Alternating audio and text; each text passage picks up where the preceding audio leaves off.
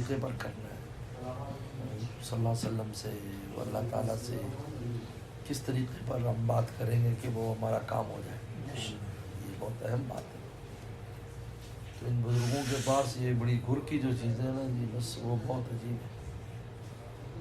اس لیے حضرت فرماتے تھے مولانا سید بدر عالم میٹھی رحمہ اللہ، سب سے اہل مدینہ سے کہ تم کسی حاجی کی دعوت کرو گے یہ دراصل رسول اللہ کی طرف سے ہوگی، تمہاری ڈیوٹی لگی ہے دعوت رسول اللہ کی، دعوت رسول اللہ کی ڈیوٹی آپ کی لگی ہے کہ آپ نے دعوت کرنی ہے، آپ نے کرنی ہے، آپ نے۔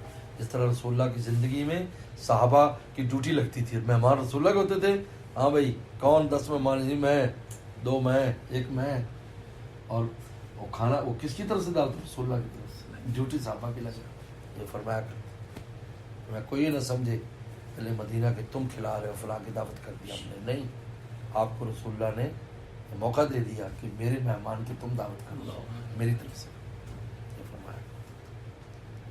اس لیے ہم اہل مدینہ کی دعوت شوق سے کھاتے ہیں، ہم بھی نہیں چھوڑتے۔ حاجی کہتے حضرت آپ ادھر چلے جاتے ادھر چلے جاتے، میں کہ اہل مدینہ وسلم کی طرف سے دعوتیں ہو رہی ہیں، وسلم بھی خوش ہو جاتے ہیں بھی اہل مدینہ کے ساتھ سب لگا رہے ہیں، آ رہے ہیں جا رہے ہیں، تو پھر آنے دیتے ہیں۔ بھائی وسلم کا خیر وہ میزبان، مہمان ہی نہ آئے تو میزبان بیچارہ کیا کرے گا؟ تو اللہ فرماتے ہیں ان مہمانوں کو لاؤ جو اچھی طرح کھاتے پیتے ہیں۔